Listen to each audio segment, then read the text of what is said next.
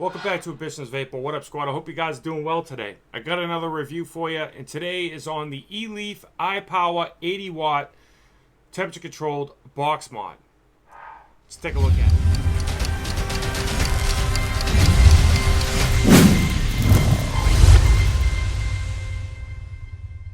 So the IPower 80w temperature-controlled box mod was sent to me from Vape Society Supply. For the purpose of this review, it's not going to change my opinion of this box mod. Well, this is a 5,000 milliamp hour internal battery. It's a 80-watt device. It does nickel, titanium, stainless steel, bypass mode, smart mode, and TCR. This thing's got everything that you need in a box mod.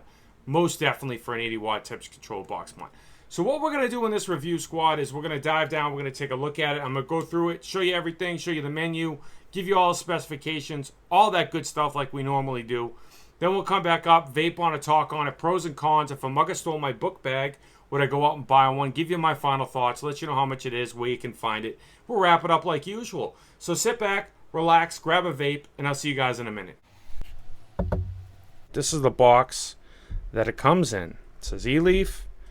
You can get it in white, gray, wood grain, bronze, or brushed silver. I have the wood grain. Eleaf IPower. Comes with a USB cable, user manual, up to 80 watts, and temperature control mode as well. 5 volts in DC, okay. You're going to get your box mod. Nice long USB cable. User manual. Is the box mod, ladies and gentlemen. Alright, wood grain I have. Very nice looking wood grain. It says IPower. It says Eleaf on the other side. Your fire button, your screen, wattage up, wattage down, and the menu button in the middle.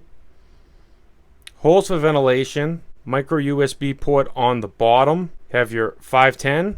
It is spring loaded. The dimensions of this is 83.5 millimeters by 49.5 millimeters by 23.5 millimeters. Has an internal 5,000 mAh battery, like I said. Aluminum construction, compact and balanced chassis.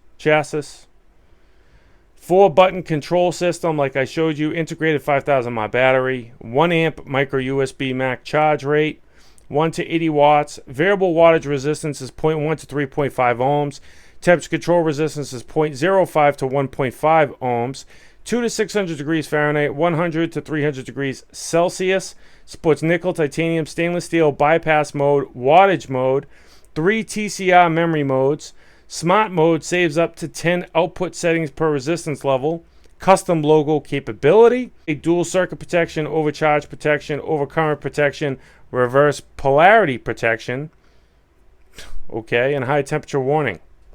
So those are the specifications of the Eleaf. Now the outside is, it doesn't feel like wood or anything like that. But it does look nice. I do like the wood grain with the black here.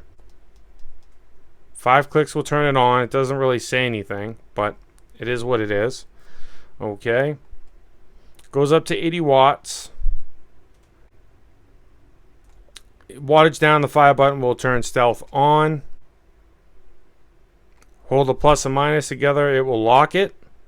Hold this middle button down, just the middle, and you can get into the menu system. You can do bypass. Then you have nickel, titanium, and stainless steel. It does go up to 600 degrees Fahrenheit. It round robins.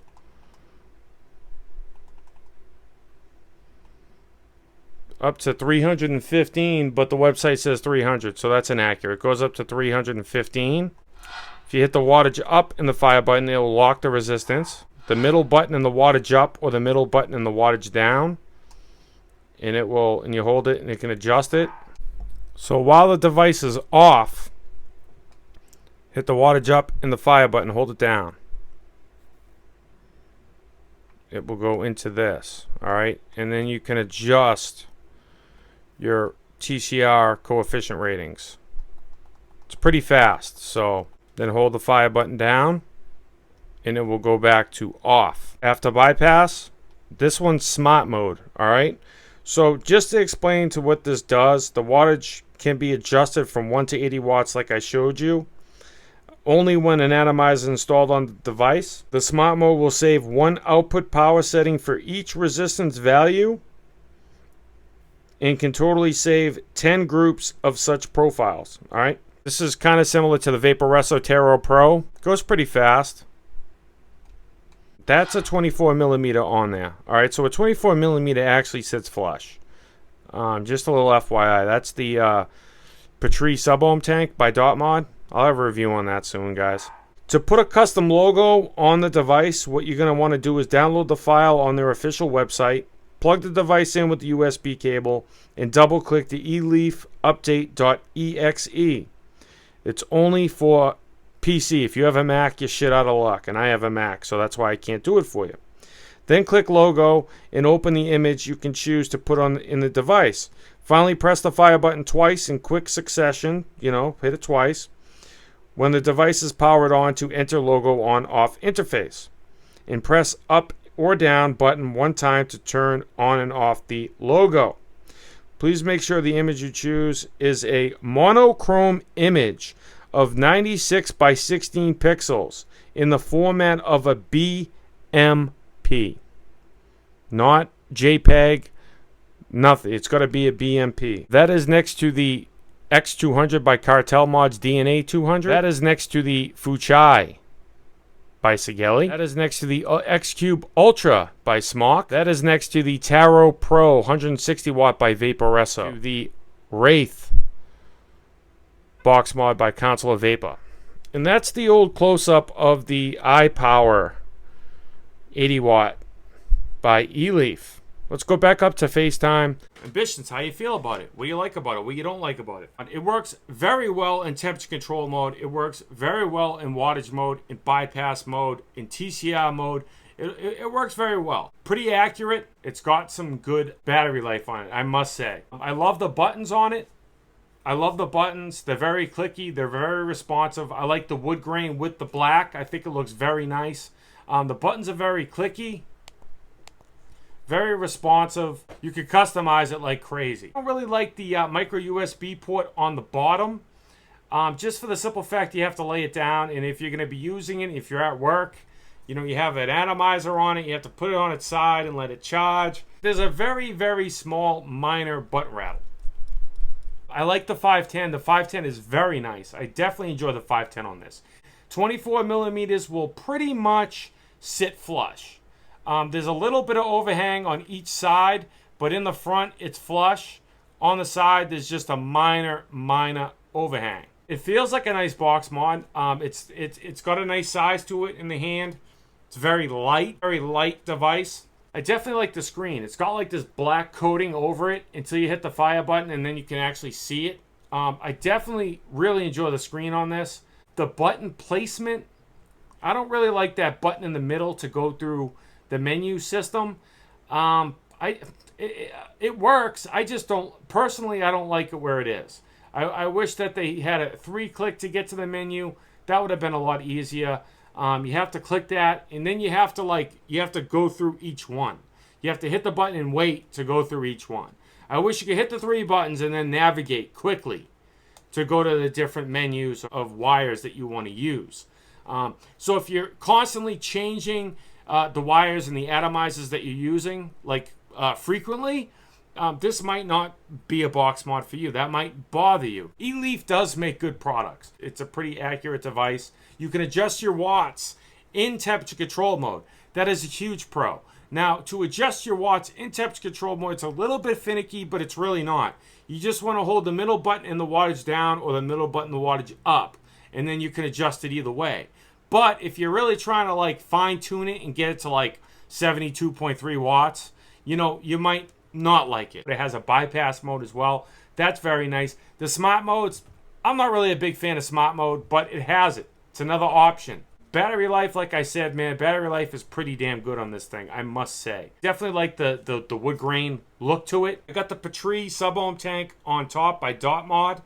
I have it in wattage mode, 0.3 ohms, 70 watts. It's a vape.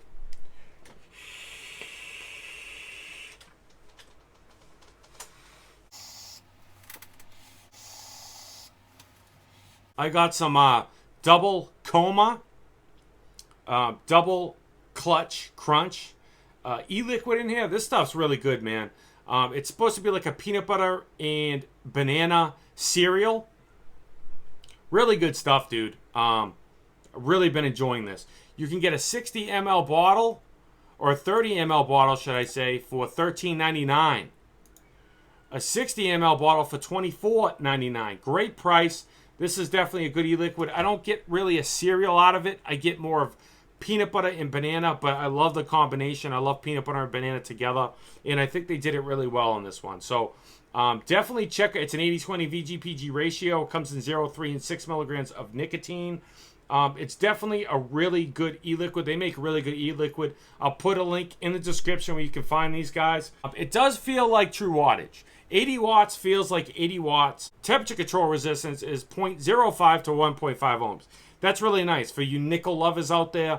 It's really nice that they thought about that. That's a really good resistance range. If a mugger stole my book bag and I was on the train, this was in it, I would go out and buy it if I was looking for an 80 watt temperature control box mod. Most definitely. You can find this at vapesocietysupply.com. Link on screen and description. That's where it's sent from. That's you can find it. They have it on sale right now. It's $41.99. $42 for this box mod. Pfft. Beautiful price point for a beautiful box mod. That's what I got for you today, Scott. I hope you found this video helpful or informative. If you did, you know what the hell to do. All right? I give you content daily, 1080p, 60 frames per second. Don't waste your effing bandwidth not being subscribed to this channel. Remember, squad, stay juiced up. Smoking is gone. Vaping is on. Let's vape on.